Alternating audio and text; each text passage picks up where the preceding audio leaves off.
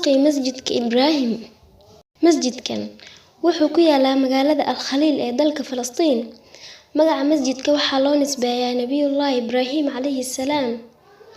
Ibnu Kathiir kitaabkiisa Al-Bidaaya wa Nihaaya wuxuu ku xusay in qabriga Nebi Ibraahim iyo wiilkiisa Isxaaq iyo Nebi Yacquub iyo Nebi Yuusuf iyo ilmahoodii iyo xaasaskoodiiba inay ku wada duugan yihiin mandiqada masjidka.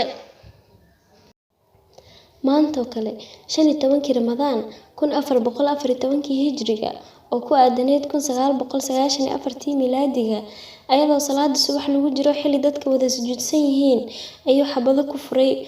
Waxaa kaloo la sheegay inuusan kaligiis ahayn ee la socdeen ciidanka Sahyuuniyadda ee ilaaliya masjidka. Waxaa masjidka ku dhintay 29 ruux iyo 150 kale oo dhaawac ah.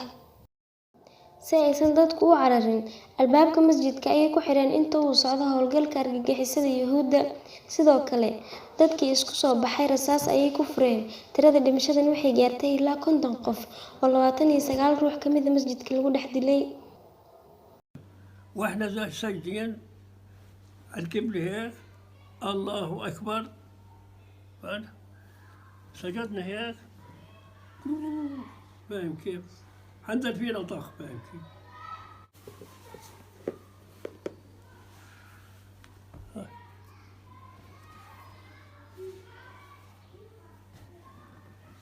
هاي رصاص هاي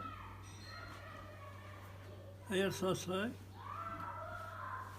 هاي هذه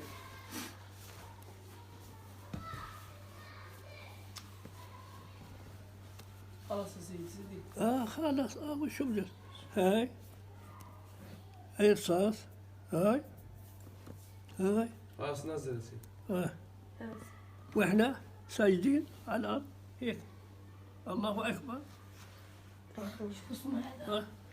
اوريك كيف كان شوف شوف اجري اصابعي هدول عشان هذا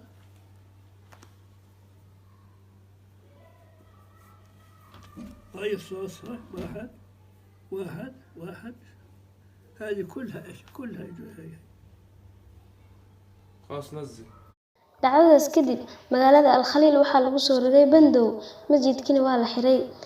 Ayagoo ku marmarsiyoonaya inay baarayaan dhacdada iyo wixii sababay, waxay abaabuleen guddi ay u bixiyeen Shamgaar.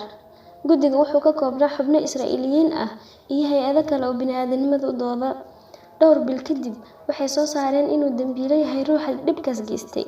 Sidoo kale, in masjidka loo kala qaybin doono 2 qaybood. 60% ay leeyihiin Yuhuuddu, inta soo hartay Muslimiinta. Inta lagu guda jiro ciidaha Yuhuudda, masjidka guud ahaan waxaa ku tasarufi doona Yuhuudda, loomana ogola in laga addimo ama salaad lagu tukado. Baruch Goldstein wuxuu ahaa dhakhtarka ciidanka Yuhuudda.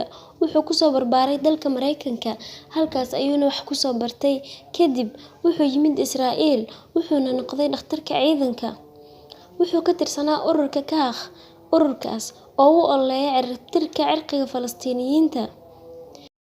Maalinkii uu geystay xasuuqa, wuxuu ku aadanaa ciidda Purim ay Yuhuuddu u dabaaldegto sanad kasta. Ciidaas waxay ku aadan tahay markii uu cirqiga Yuhuuddu ka badbaaday xasuuq wadareed oo u geysan rabay Haamaan oo ahaa ra'iisul wasaarihii boqortooyadii Furuska ee jirtay inta u dhaxaysay 465 ilaa 485 dhalashada Nabi Ciise ka hor.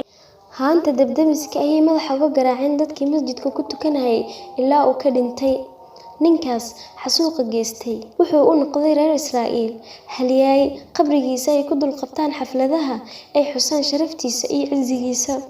Ruuxii u dooda Falastiin iyo xuquuqda Muslimiinta waa argagixiso. Gumaadka ay ayagu geystaanna waa halyeeynimo, cizi iyo sharaf. Waa sida mar walba ay warka noogu dhigaan ayna Muslimiinta dhiigooda u xalaashadaan.